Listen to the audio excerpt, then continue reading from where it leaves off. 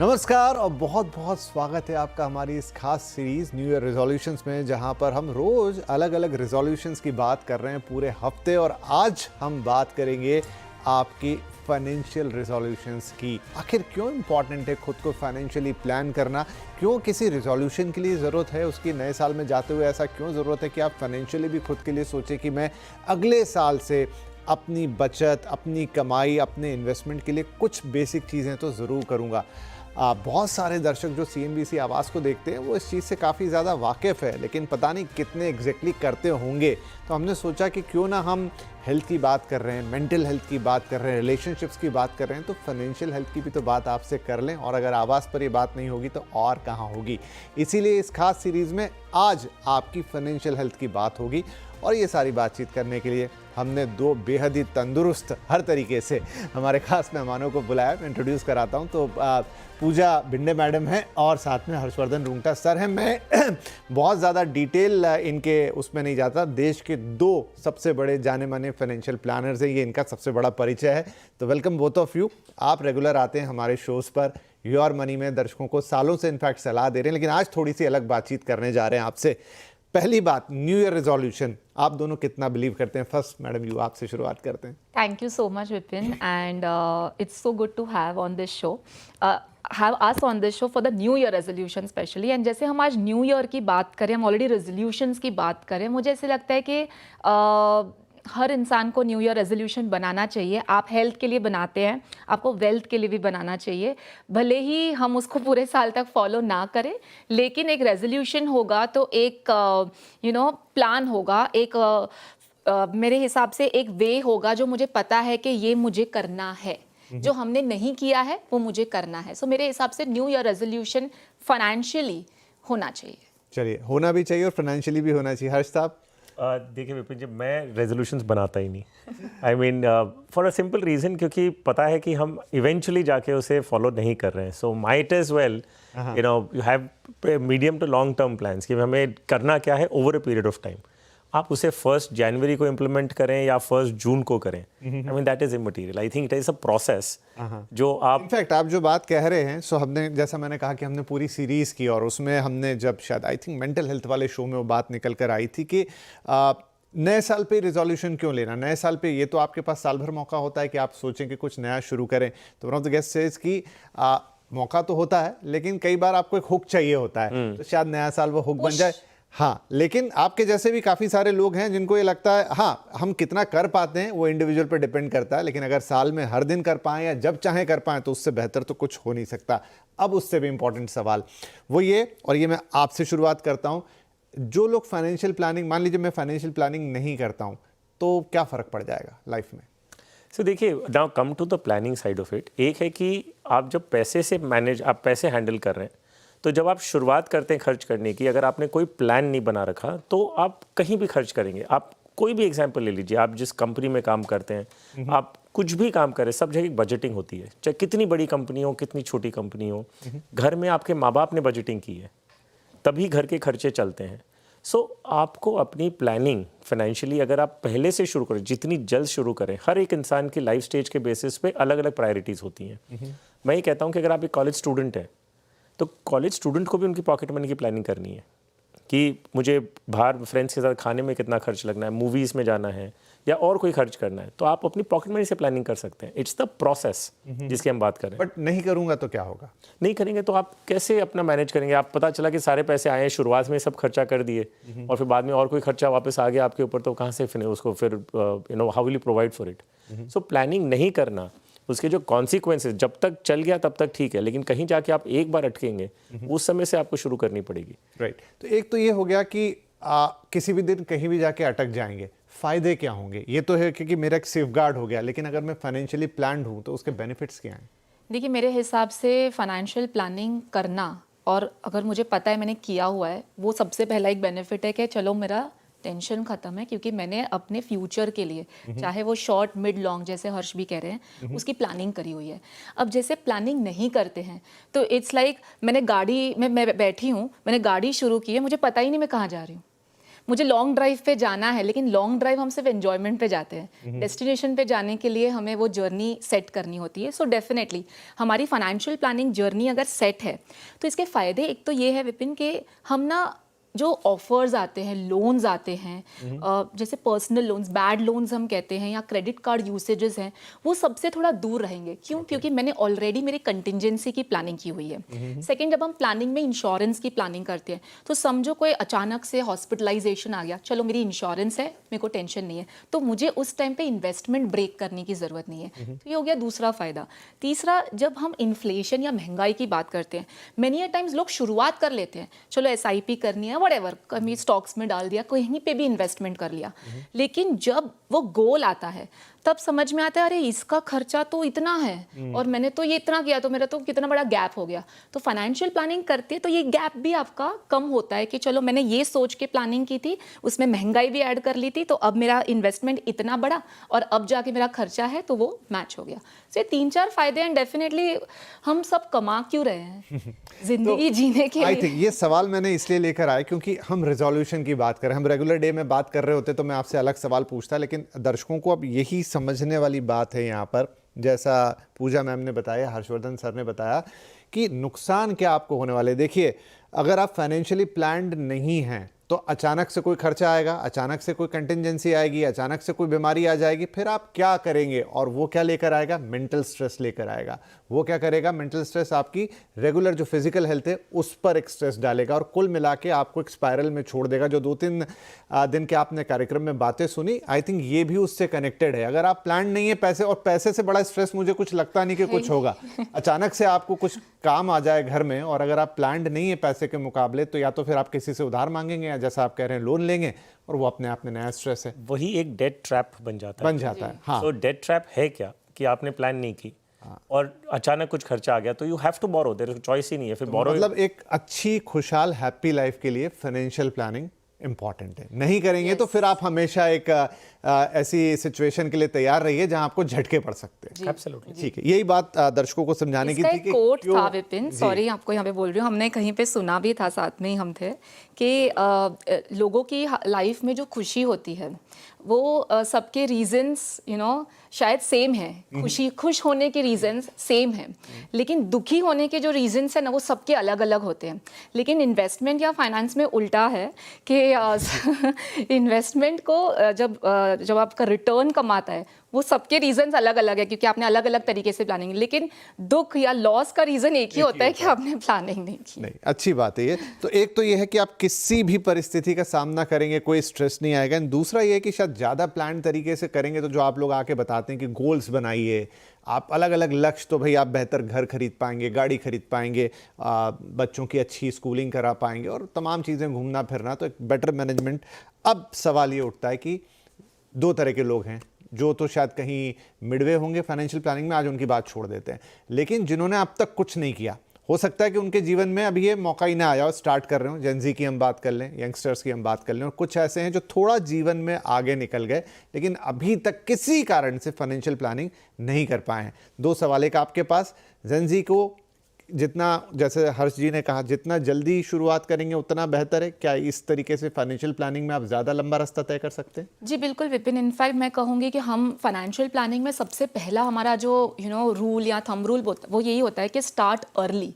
इसमें amount important नहीं है, आप 1000 रुपये भी समझ लो हर महीने, व्हाटएवर, अगर आपको हर महीने करना है या लमसम करना है, लेकिन जल्दी, क्योंकि जो पावर ऑफ कंपाउंडिंग है, जो एक बहुत इंपॉर्टेंट बेनिफिट है मेरे हिसाब से इन्वेस्टमेंट में, वो टाइम के साथ आता है। हम बोलते हैं ना टाइम इज मनी, वो यहाँ पे एक्चुअल होता है। तो भले ही आपके पास 10 साल होंगे लेकिन आप उसमें 10,000 भी हर महीने करेंगे ना, पर जिन्होंने 1,000 से शुरुआत की होगी 30 साल के पहले, वो आपसे ज्यादा आगे निकल जाएंगे। तो एक तो बात ये हो गई टू स्टार्ट अर्ली।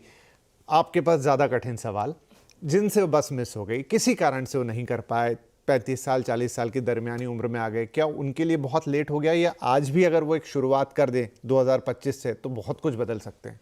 विपिन जी देखिए, जब आप शुरू करें वो दिन सही है। अब जो हो गया, आपने मान लीजिए 10-20 साल पहले कोई भी कारण से नहीं कर पाए, आपकी जो सिचुएशन करियर में जहाँ थे, आपके खर्चे थे या आपकी कोई रिस्पॉन्सिबिलिटीज़ थी, आप वो सब पूरी करने में आपके टाइम निकल गया।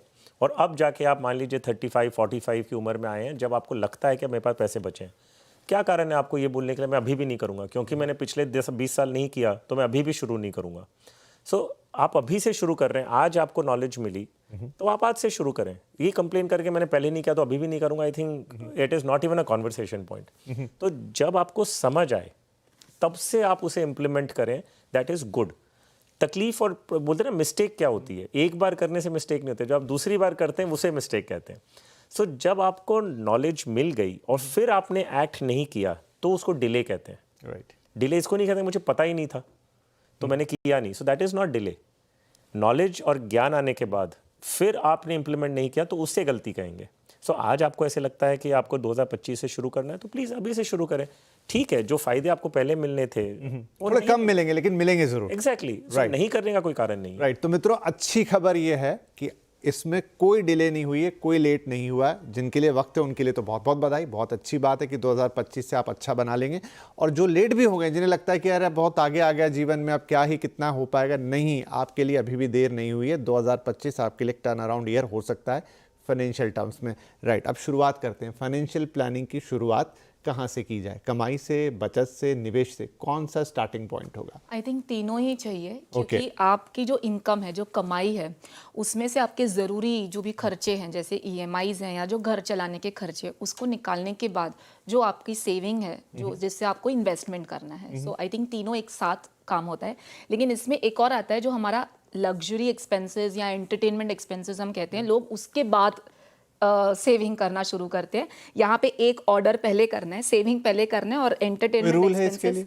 यही है, हम बोलते हैं कि 50-30-20 एक फॉर्मूला है। 50% expense, 30% and 20% is need and wants में आपको वो देखना है, एंड जो लास्ट का 20% है उसको सेविंग करना है। लेकिन मेरे हिसाब से हर इंसान की जो सेविंग मेंटालिटी है वो डिपेंड करती है उनकी फैमिली ट्रेडिशन से। ये बहुत इंपॉर्टेंट है। अच्छा, या ये चीज़ एक जेनजी या मिलेनियल जो भी है, आप देखेंगे कि लोगों की इन्वेस्टमेंट साइकोलॉजी जो है वो फैमिली ट्रेडिशन से चलता है, ना ही ट्रेंड से। तो मेरे हिसाब से इस माध्यम से मैं ये कहना चाहूँगी कि आप ट्रेंड के साथ चले। जैसे एग्जाम्पल के तौर पे, अगर आपकी फैमिली ने बहुत ज़्यादा इन्वेस्टमेंट का रिटर्न प्रॉपर्टी से कमाया होगा, या फिर उन्होंने उस टाइम पे बहुत ज़्यादा ट्रेडिशनल इंश्योरेंस पॉलिसीज ले रखी होंगी, तब इंटरेस्ट रेट्स अच्छे थे, वही जब पास ऑन होता है एक जनरेशन में तो उनको बिलीव ही नहीं आता है कि भाई नहीं, कोई और इन्वेस्टमेंट ऑप्शन है।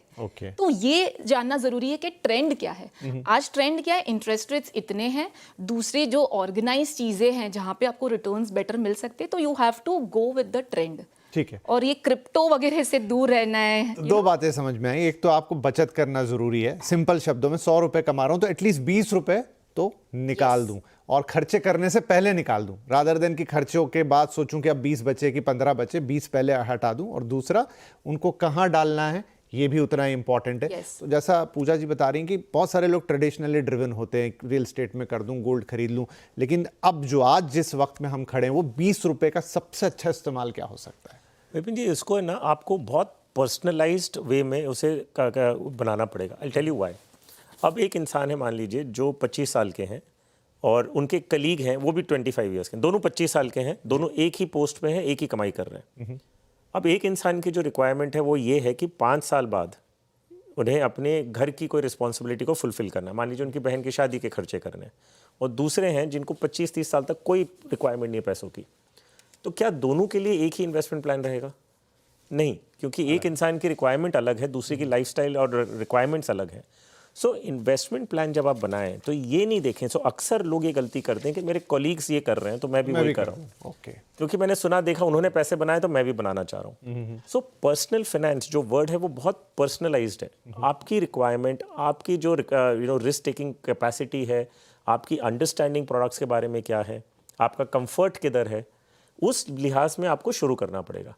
आप अगर किसी को और को देखते हुए करेंगे तो यकीन मानिए 9 out of 10 times you will make a mistake. तो और दूसरी बात क्या है ना कि कोई भी चीज़, आज हर एक इंसान के पास ना बेसिक कॉमन सेंस होता है। बेसिक कॉमन सेंस, मैं नहीं कह रहा हूँ कि आपको फाइनेंशियली एक जीनियस होना है या फिर इन्वेस्टमेंट्स हैंडल करने के लिए, लेकिन भगवान ने हमें सबको एक बहुत अच्छा चीज़ दी है, वो कॉमन सेंस। हमें कभी भी कोई चीज़ को हम सुनते हैं, हमें पता चलता है कि ये हमारे लिए है कि नहीं है। एक गट फील होती है कि भाई ये मुझे समझ में आ रहा है, ये नहीं समझ में आ रहा। तो जो चीज़ फिलहाल समझ में नहीं आती उसे मत करिए। ओके ओके, सिंपल रूल है, when in doubt kick it out. ठीक है, उसको अगर आपको इंटरेस्टिंग लगता है, प्रॉमिसिंग लगता है, समझने की कोशिश करिए। सही इंसान से राय लीजिए। आप किससे राय लेते हैं वो ज़रूरी है। ओके आप अगर क्रिकेट खेलने की कोचिंग अगर आप महेश भूपति से लेंगे तो गलती उनकी नहीं है, गलती आपकी है। राइट ओके, सो आपको समझना है कि जवाब कौन दे रहा है, मैं आंसर किसे मांग रहा हूँ। मैथ्स के सम्स आप अगर साइंस टीचर से सॉल्व करवाएंगे आप ही गलत होने वाले हैं। सो किससे आप राय ले रहे हैं वो देखिए और अपना कॉमन सेंस लगाइए। ट्रस्ट मी, कॉमन सेंस में आदमी को पता चल जाता है मेरे लिए है कि नहीं है। फिर अगर आपको ऐसा लगता है कि नहीं मुझे डाउट है but I want to start, छोटी रकम से शुरू करें। ओके ओके, ऐसे आप करेंगे 6 महीने 7 महीने आप अगर कर रहे हैं, आपको समझ में आ जाएगा मेरे जम रहा है कि नहीं जम रहा है, निकल जाओ। फोमो एक बहुत बड़ा प्रॉब्लम बन चुका है आज की तारीख में कि मेरे नेबर ने इतना पैसा कमा लिया, शेयर मार्केट में नई गाड़ी आ गई, ये आ गई, तो मैं भी शेयर मार्केट में लगा दूं पैसे बिना समझे। So that is not what you should be doing. तो इसको बहुत पर्सनलाइज रखिए, सिंपल रखिए, बहुत कॉम्प्लिकेट ओवर कॉम्प्लिकेट करने की ज़रूरत ही नहीं है। पर्सनल फाइनेंस को जितना सिंपल रखेंगे उतना ज़्यादा पैसे बनाएंगे। ओके जितना कॉम्प्लिकेट करेंगे आप उतने पैसे कमाएंगे। ठीक है, तो उस सिंप्लिसिटी में कहाँ से शुरुआत करें, क्या करें फिर? जैसे हर्ष जी ने एक उसके पीछे का फिलॉसफी बता दी कि आपको करना क्या है, बट एक्शन क्या होगा? जी मेरे हिसाब से ना एसेट एलोकेशन चाहिए। एसेट एलोकेशन मतलब सिर्फ आप इक्विटी या स्टॉक्स में ना डालें, आप डेट भी रखें, मतलब जो हम फिक्स डिपॉजिट्स कहते हैं। सो एसेट एलोकेशन किस बेसिस पे करना है, जैसे इन्होंने कहा पर्सनल, हर इंसान, अब जैसे मैं एक एसेट एलोकेशन बताऊंगी तो वो हर इंसान के लिए किस हिसाब से उनको चूज करना है, उनकी एज, उनकी रिस्क टेकिंग कैपेसिटी कितनी है, उनके गोल्स कितने दूर हैं, अभी जैसे 1-2 साल के अंदर है तो किस तरीके के एसेट में डालना है। तो आपने कह दिया, गोल शब्द आ गया, तो आपके कहने का मतलब है पहले आपको पता होना चाहिए कि पैसा मैं बचा क्यों रहा हूँ। यूं नहीं कि मैं सिर्फ बचाता जा रहा हूँ, बचाता जा रहा हूँ, मुझे पता होना चाहिए कि मुझे बचा के इसको कहाँ इस्तेमाल करना है। जी वो जरूरी तो है। ये पता होगा ना मेरी एज क्या है आज, मेरा रिस्क कितना है और मेरा गोल क्या है, मुझे 2 साल 5 साल 8 साल या 15 या 20 साल कहाँ जाना है। हर इंसान को ये सारे गोल्स उनकी पूरी लाइफ टाइम में आने वाले हैं, जैसे बच्चों की पढ़ाई, रिटायरमेंट, घर खरीदना, सब कुछ। तो ये डिवाइड हो गया। अब जो लंबा गोल है उसको आप इक्विटी चूज करो। इक्विटी में 2 ऑप्शंस है, एक है डायरेक्ट स्टॉक्स में आप डालो या तो फिर म्यूचुअल फंड ले लो। डायरेक्ट स्टॉक्स जैसे इन्होंने कहा, अगर नॉलेज है तो जाओ, नहीं तो दूर रहो। तो जाओ। आजकल ये DIY है या फिर फोमो है, नहीं मुझे भी ये स्टॉक में से इसने इतना कमाया मैं भी यही स्टॉक में डालूंगा। अरे उनकी टाइमिंग अलग है। सो समझना जरूरी है। आज नॉलेज इज वेरी इंपॉर्टेंट, आप क्या प्रोडक्ट चूज कर रहे हो। बाकी इसमें कोई ज्यादा रॉकेट साइंस नहीं है। म्यूचुअल फंड में फंड मैनेजर है, वो काम कर रहे हैं आपके लिए। हर महीने एक डेडिकेटेड अमाउंट डाल दो, लॉन्ग टर्म, पीछे बैठ जाओ आराम से, बैक सीट पे वो ड्राइव कर रहे हैं। दूसरा है मिड टर्म, जो हम कहते हैं बैलेंस, जिसमें आप FD भी चूज कर सकते हैं, जिसमें डेट फंड्स भी हैं म्यूचुअल फंड्स में, वो भी चूज कर सकते हैं। स्मॉल सेविंग स्कीम्स का भी हम इस्तेमाल कर सकते हैं, जिसमें पब्लिक प्रोविडेंट फंड आ गया, NPS आ गया, या लड़की है तो गर्ल चाइल्ड है तो सुकन्या समृद्धि, ऐसे तरीके के काफ़ी प्लान्स हैं। लेकिन कितना प्रोपोर्शन में डालना है वो अगेन डिपेंड करता है। एंड लास्टली एकदम इमरजेंसी या कंटिजेंसी, हर साल ट्रैवल करते हैं, ठीक है, हर साल हेल्थ के लिए खर्चा अलग से बचाते हैं, हर साल के लिए एक कंटिजेंसी इमरजेंसी फंड मेंटेन करते हैं, हर साल खर्चे होते हैं, जो सेकंड पूरा हाफ है एक साल का सिर्फ खर्चों से भरा है।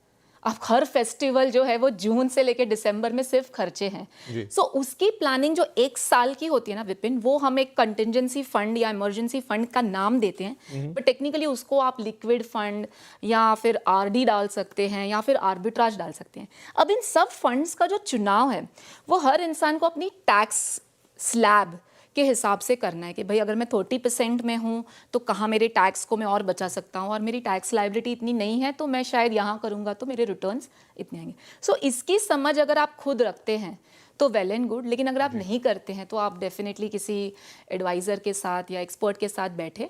एंड इन सब में आपने इन्वेस्टमेंट तो चूज़ कर लिए कि चलो लॉन्ग हो गया, शॉर्ट हो गया, ये हो गया, रिस्क हो गया, सब कुछ, लेकिन इंश्योरेंस बहुत इंपॉर्टेंट है। वो आप तो कोई भी एज में ले मुझे थोड़ा ब्रेक लेने के लिए बोल रहे, ब्रेक ले लेता हूं क्योंकि ये बात वाकई थोड़ी गहरी महीन है। आप इन पे जितने आप बात करेंगे उतना कम है, हम शायद इसको आधे घंटे में समेट भी ना पाए, लेकिन रोज तो आप सुनते ही हैं CNBC आवाज़ पर। आज थोड़ा सा एक आपको एक्स्ट्रा डोज देने की कोशिश है।